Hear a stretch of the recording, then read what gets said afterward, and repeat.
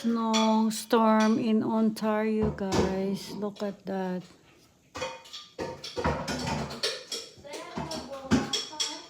Heavy snow.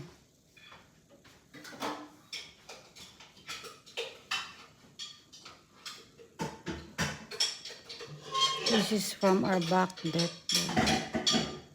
See, and snowy and windy.